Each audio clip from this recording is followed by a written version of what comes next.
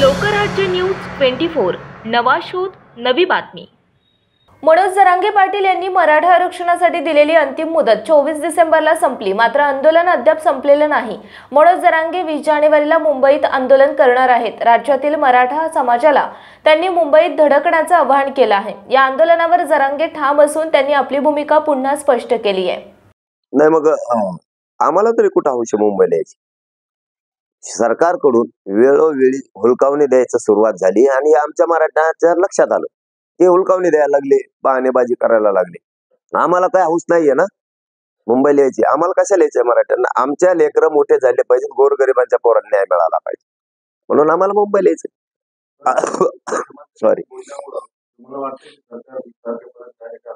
नाही ते आता नाही माहित दादा आम्हाला। इथून मग आम्ही खूप बोललो, खूप हे केलं, खूप काय केलं। आता आम्हाला मात्र आरक्षण घ्यायचंय, म्हणून तर आता आमच्या लक्षात आलं आता मुंबईकडे मराठ्यांनी कूच केल्याशिवाय पर्याय, म्हणून आम्ही घराघरातल्या लोकांनी आता ठरवलंय मराठी घराघरातून येणार, तुम्हाला निघायच्या दिवशी कळत।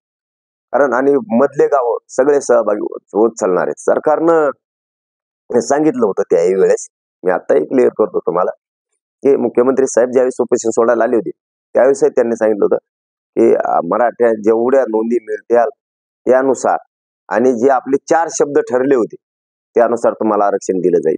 याचबरोबर मुख्यमंत्री साहेबांना असं सांगितलं होतं की आम्ही मराठ्यांनी खूप उठाव केला, हे आपलं आंदोलन खूप मोठं झालंय, त्यामुळे आम्ही क्युरिटी पिटिशन सुद्धा सरकारच्या वतीनं दाखल करतो।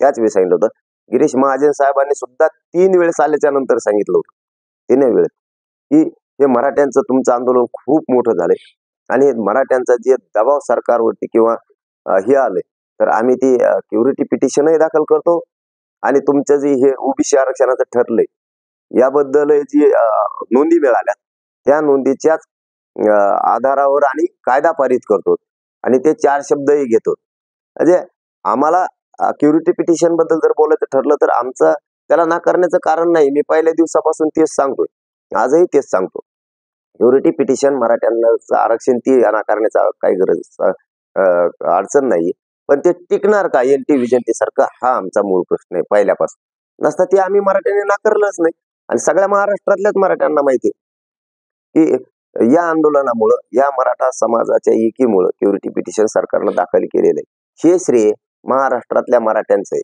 फक्त मराठ्यांचं आहे।